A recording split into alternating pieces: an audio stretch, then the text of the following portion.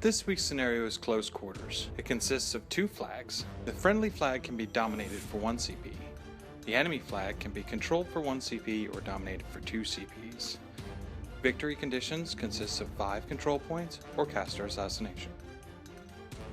Hey everybody, this is Solus. So for today, I'm playing Axis, the Harmonic Enforcer, in Tier 4, along with 2 inverters and a corollary. For my units, I have 2 max units of obstructors and a max unit of reductors. I also have an Optifex Directive and 3 units of Clockwork Angels, along with, of course, 4 Enigma Foundries. I like the list. I think that if I was going to play it in an ADR scenario against Calandra, I'd probably see about fiddling the points and trying to fit in a 3rd heavy Warjack or heavy Vector. But for right now, we'll see how this goes. How you doing, folks? This is PG Greydrog. I'm running Calandra in EE tier, running 2 Pyre Trolls, 2 Winter Trolls, 4 Slag Trolls, and 3 Storm Trolls, and a full stone unit. We'll see how this goes against a giant recursion army. Okay, I won the roll to go first, and chose to go first. My opponent chose the other side. I don't think his side or my side is really one better than the other, though I guess mine does have a wall, though I don't believe it's within the kill box, so Calandra wouldn't be able to take advantage of it. So I did my initial setup, Calandra on the stone and Runebearer right there in the center. So for my deployment, it's fairly simple. I end up putting Axis fairly centered, next to the corollary, of course, and an inverter on either side, with the Optifex Directive starting behind the vectors, and then a set of Enigma Foundries on each flank. All my lights in the tier are obviously AD, so I throw them out there, try and get all the Storm Trolls in the center, and then flank them with Pyre and Winter Trolls, and then throw the Slag Trolls on the side. I feel that the Storm Trolls and Pyre Trolls and Winter will definitely be more effective, smash through, and hopefully do enough damage to eliminate enough of the models. So for my advanced deployment, I basically want to spread out a little bit. So I'm going to end up placing a unit of obstructors on more or less each flank. I'm going to have to try and set up so I can skirt around the forest that's on my right flank there, as well as the wreck marker that I placed for my tier benefit. Thinking back, I probably didn't need to place the wreck markers. Honestly, in the couple of games that I've played with this list, I haven't gotten a whole lot of good use out of those wreck markers, so I think it does depend. It is kind of nice to give Axis some cover, but with the way that the table was set up, I think it hurt me more than it helped me at this point. I put the reductors pretty much front and center. I don't expect to get a whole lot of work out of them this game. They're better against infantry-based lists. And then I put a unit of angels front and center, more or less, and then 1 other unit on each flank. Okay, so I started off by just advancing all the trolls up, pretty much just under 5 inches up. I did the math out so that I would not get engaged by any of his models initially, unless he runs the angels up in pretty much a straight line. None of his models can run and engage, so I'll get a full round of shooting, depending on how far he moves up, what I'll get to shoot. Then I move up Calandra. She uses the spell that removes a fury from everyone, which brings me back down to 7 fury on all my beasts out there. Stone runs and I don't actually use the armor bonus at that point. So going into my turn 1, I start off with the simple stuff, effectively. I move 1 unit of angels on my right flank, and they just move up and take a combined range shot at one of the Slag Trolls. Honestly, the Slag Trolls don't worry me as much in this matchup as they would if I was playing a different list. But any amount of damage that I can put into a light beast at this point is helpful. I do a couple of points of damage to it, nothing fantastic, but like I said, every little bit helps. And then I go ahead and reform them back so that he can't shoot them through the woods. Right about now, I mean, I'm thinking, honestly, can I feat with Axis and run to engage his entire front line? And it's a valid option, I think, but I don't believe that it would be the most effective option, especially considering that he has 2 Winter Trolls who can just take a step back and spray to clean off his front line. I will admit, I did spend a lot of time thinking about it, probably way too much time, but I think if he had advanced or run another inch or so forward, I definitely would have taken it. So I end up not doing that, and I just run with my obstructors. I don't put him in shield wall, mainly because if I do, he has the opportunity to set the entire unit on fire, and losing an entire unit to fire damage would be bad. This way, I don't necessarily give him a whole lot of options to set the whole unit on fire. The lightning trolls are going to be a problem, of course, just because the electroleaps don't actually get me souls, so that's going to give me issues pretty much all game. So I run with the the last unit of Clockwork Angels, excuse me, and just try and get him in the way. I park the unit leader on the hill because she'll be defense fairly high with the hill bonus plus blade shield, and then the other 2 members are just basically in the way, trying to dictate what he can do. It's not great, but it's unfortunately about the best that I can do at this point. The other unit of obstructors runs, again, no shield wall, just because I don't want the whole unit to be set on fire, and at defense 12 that's fairly likely. Then pretty much everything else just runs up, trying to get everything in position for hopefully my next turn. Not a whole lot, unfortunately, to do right now. And I end up moving Axis up on the hill, basically camping his full stack, and fingers crossed I don't die.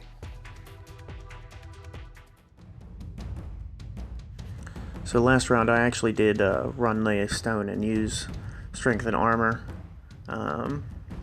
collect all my Fury, then I start off by using one of the Storm Trolls to stand still aim and get a couple of bounces. I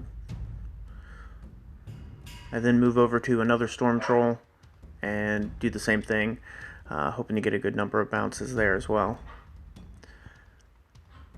We're then feel at this point that I'm pretty confident I can wipe out that entire unit.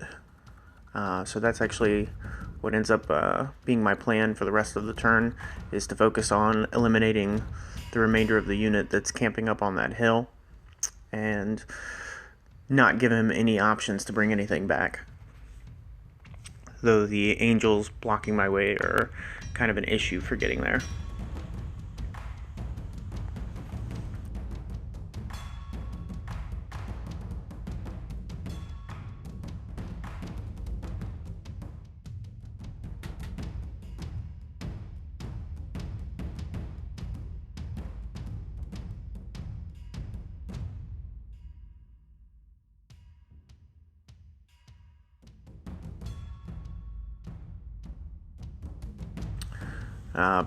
bring up the Winter Troll, and I'm gonna hopefully be able to hit them both. I boost a hit on both of them. My opponent collects as many souls as he can.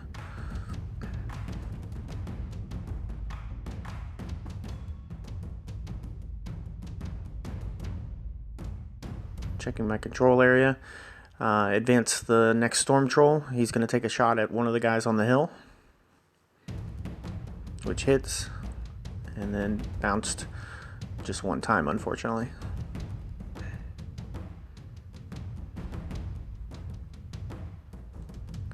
Pyre Troll advances, and then we're going to take a shot.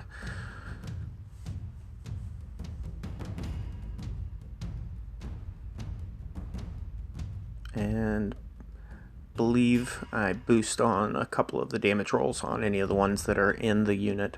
There's one model that was not part of the unit I was trying to eradicate.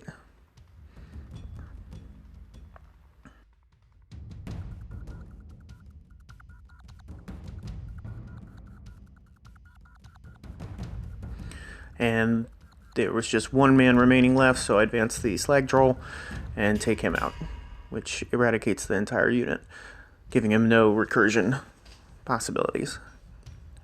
Still not too confident with the number of models he has, and the ability to bring that many guys back is a little overwhelming.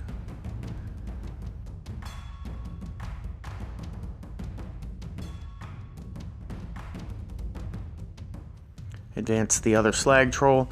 Well, run the Slag Troll into the woods, hoping to be able to possibly do something to the Enigma Foundry next turn, or possibly that heavy jack he has.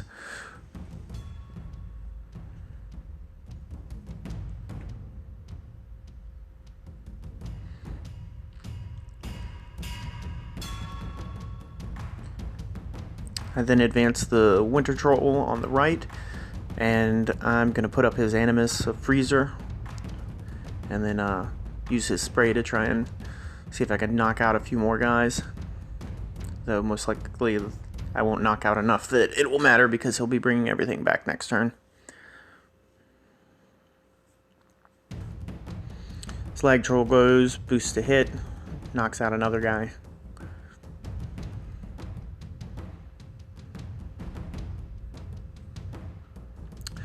Activate the Runebearer, gives Calandra Harmonious Exaltation. Calandra casts, not Signs of Importance, her spell, you know, that one.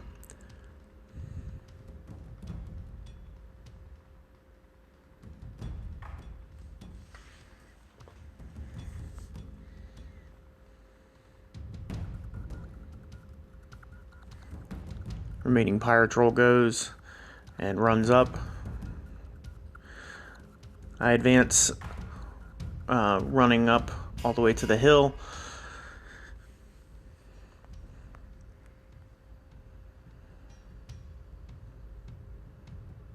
My opponent then countercharges, which I was not aware of.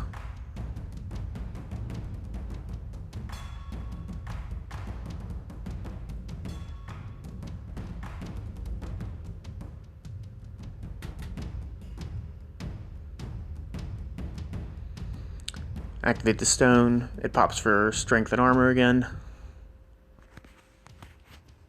And on to my opponent's turn.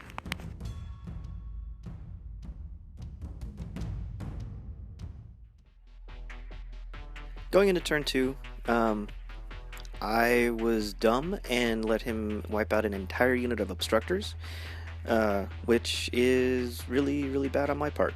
So, I'm now unfortunately having to play catch up, which I hate doing. So I end up pretty much all of my foundries are full. So I start off with activating those and dropping out guys where I can. Mainly trying to keep the units full, as full as I can. And looking at it, I think things will be more or less okay. but unfortunately, not having played this list in a while, I am taking entirely too long for this turn. So I go ahead and go with Axis, and he sort of meanders around. He puts up Onslaught and Iron Aggression on one of my inverters, and then the corollary goes, gives it some focus and inducts some focus to the other inverter. And Axis did pop his feet this turn, not so much for the hitting bonus, but more for the strength bonus, because I need the help cracking armor as much as I can. So the inverter that countercharged the Pyre Troll goes ahead, hits it, and manages to kill it, which is good. I'm still significantly behind, unfortunately. I go ahead and run with the Optifex Directive, just mainly to get out of my way.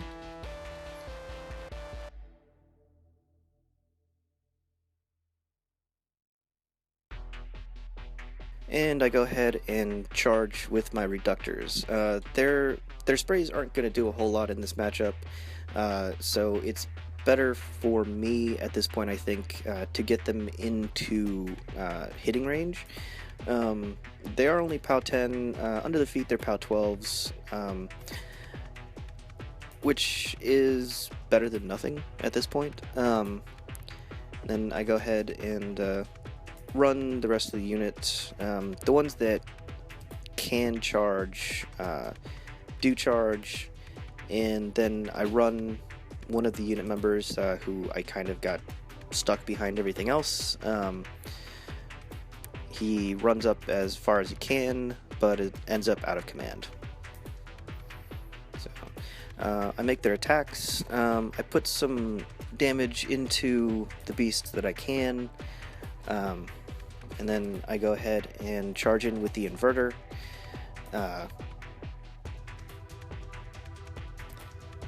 Charging the Winter Troll, mainly just trying to get the spray off the table. It's not an ideal target. I really would have preferred to be able to go against the Lightning Trolls, but at this point I'll take what I can get. I do manage to kill it, and then I go ahead and buy some attacks into, I believe, the Slag Troll, or no, excuse me, the Pyre Troll, which manages to kill that, which is helpful. And I then buy some attacks into the other Slag Troll there, do some damage. I believe I broke his spirit. Unfortunately, didn't kill it, so go ahead and charge, run with the Angels into the Slag Troll. Probably not the best idea. I think I would have been better off if they had walked around and shot at the Krielstone unit. But I'm getting kind of tight on time, even in my second turn, which unfortunately goes to show my relative inexperience with this list. So they go ahead and hit, and then I go ahead and charge with my second unit of Obstructors. They get the charge due to Onslaught, and with the feet they have enough distance, and I go ahead and do a couple of combined melee attacks, mainly because hitting 4s under Starcrossed is better than trying to hit 6s. So I do some damage to him, but I don't hit the dice spikes that I need to actually kill it. And unfortunately, my placement for them was not the best. I probably could have done a whole lot better with that.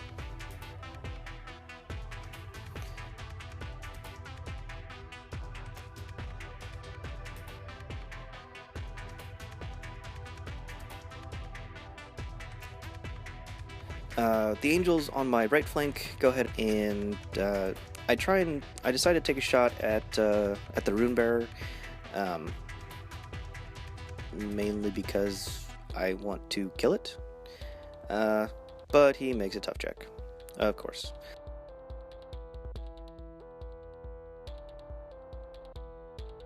So then they go ahead and reform and try and tie up one of the Slag Trolls there. Alright, on the third round, I've already lost one Winter Troll and both Pyre Trolls. So I'm gonna try and even the scales out a little bit. Start off with Runebearer, Harmonic, Exalt, Calandra. Calandra's gonna go, she's gonna feat. She casts Starcross again.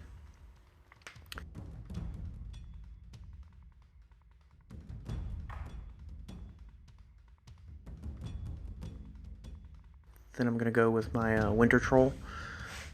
Do a spray, try and stationary the Jack is my goal. Boost on the Jack and actually hit with crit, so I do stationary it.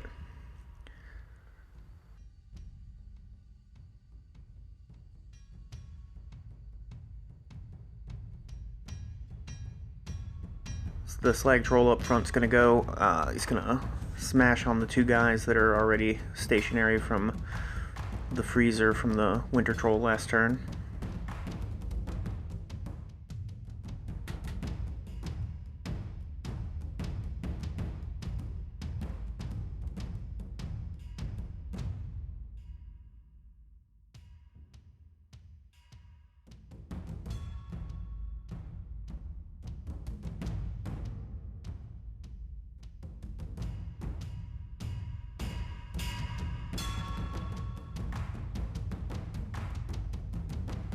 Then I'm gonna move up my stone unit and actually make some attacks with them, trying to get a couple guys off of the Slag Troll so it can get out of melee without taking too many free strikes, and then shoot the Jack.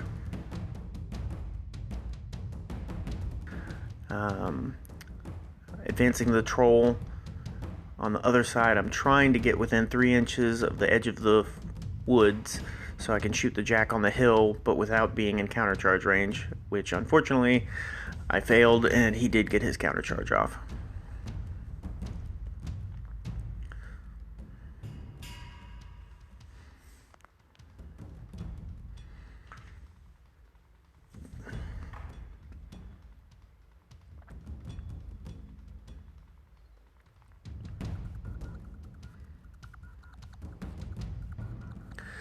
After the counter charge, I just make an attack, a couple attacks, and boost the damage rolls on the Jack, doing not very much, unfortunately.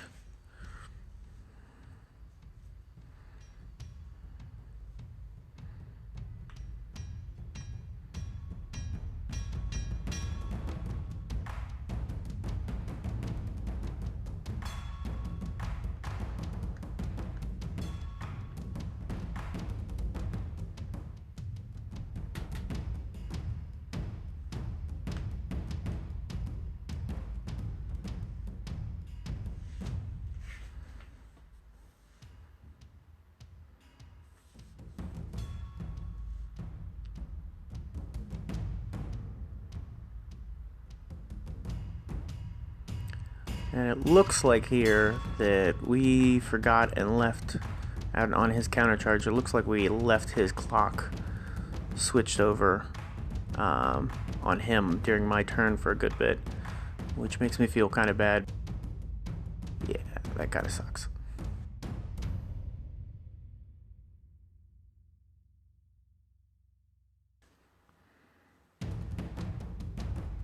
Okay, so it was only about a minute and a half, so that's not too bad.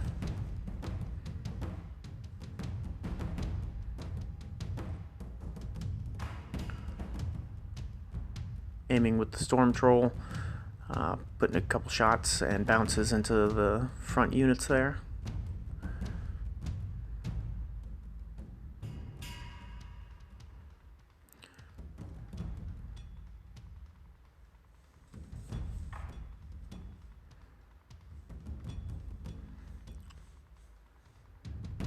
Slag Troll just moves over and eliminates the two guys in combat with him.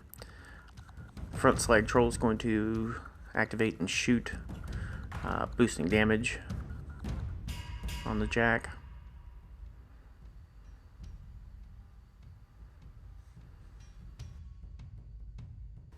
And on to my opponent's turn. Going into turn 3, I have not a whole lot left that I can do. I am running out of models, and the amount of light beasts in the list means that I'm having issues actually clearing things, along with Starcrossed, of course.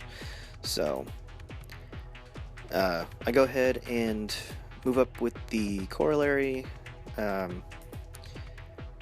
and allocate out some focus with it. Replace some guys with the foundries as best I can. I did upkeep Iron Aggression and Onslaught, so that I can work my way around, hopefully, the rough terrain. So replace as many obstructors as I can, but right now I'm kind of tight on exactly what I can actually do. So I go ahead and replace some reductors, and then some of them aim and some of them advance up, mainly trying to spray down the lightning trolls, and if I get lucky, maybe hit the Krielstone. But needing Starcrossed 7s or Starcrossed 9s, not really likely. I feel like, looking back at it, I probably would have been better off just having them charge, or maybe even, well, probably charging, just to get some, incidental damage on them, on the beasts if I can. Other than that, just running and making him have to advance to take the free strike to get freed up probably would have been better. So I go ahead and Axis just moves up. I'm not terribly comfortable with it because he's sitting on no focus, but he is on a hill, so defense 16, not terrible. Although it is Calandra, so she kind of messes with the dice anyway. I go ahead, charge with the obstructors that can, and manage to kill the 2 Slag Trolls that I had hurt previously. I go ahead and charge with the Angels into the Krielstone unit, trying to whittle it down as much as I can. I kill 2 of them. I get fairly lucky. I mean, Starcrossed, or hitting 6s under Starcrossed is, like I said, kind of a pain in the ass. But, I am losing badly and need to do what I can at this point. I go ahead and smack the Slag Troll in the forest that I countercharged. And then the inverter goes in, slaps a lightning troll, which I completely forgot about the fact that it disrupts you after it hits you. So that was a whole lot of wasted focus, and I didn't kill it. Alright, the start of round 4. Neither of us noticed earlier, obviously, that his clock was still going for about a minute, 2 minutes, thereabouts. However, his last turn took him so long that I'm about 18 minutes ahead of him. So at this point, I'm pretty much resigned to the fact that the only way I win is by him clocking.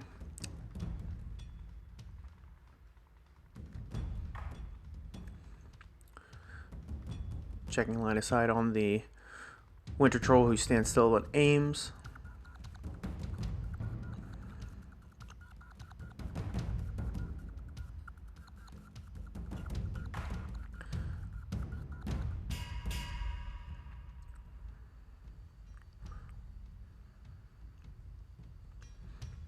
Actually got to kill one of the Enigma Foundries finally.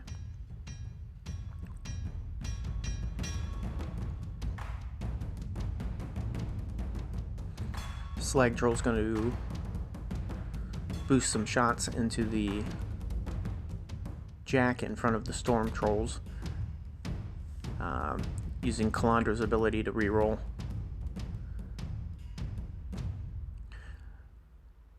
By pulling Fury off of her.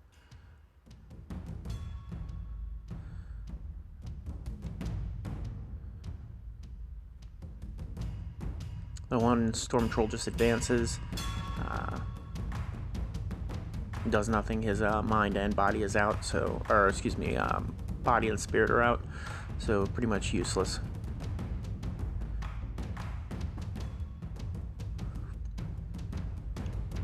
Stone activates and does strength and armor, and then swing with a couple of the stone guys to no avail.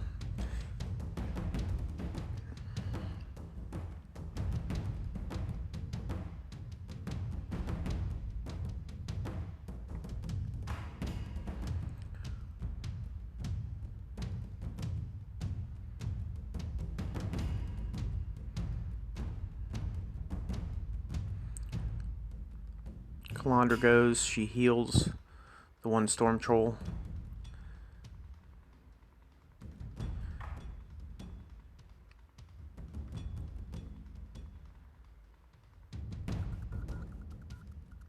And finally knocks out the Jack.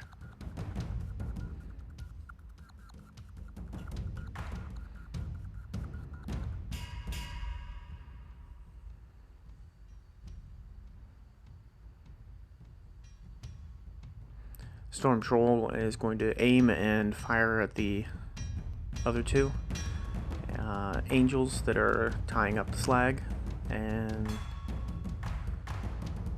that'll be it. So going into turn 4, I have, I believe, a minute and change, maybe 2 minutes left on my clock at this point.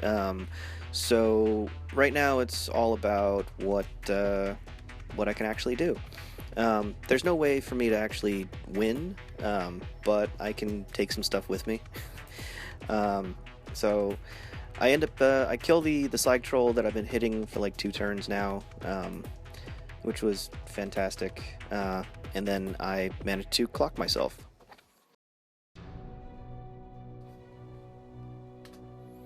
So as far as afterthoughts go, I think if I had managed to play the list a little bit faster, I would have been in a much better position, and possibly could have ground out a win. It does come down to the fact that I haven't played the list in a long time, and the amount of models coming that I played with after having played Legion for a long time is a little bit odd, and takes a lot of getting used to. Just having to move everything and figure out charge lanes and counter charge lanes. Like I said, it's all comes down to practice. I think had I been a little bit more efficient with my clock use, I could have possibly ground it out. Also, not letting him take an entire unit of obstructors on his second turn of shooting would have been much better for me. So all in all, decent game, and I know what I did wrong, so I will be working on that, assuming that I continue with the Convergence.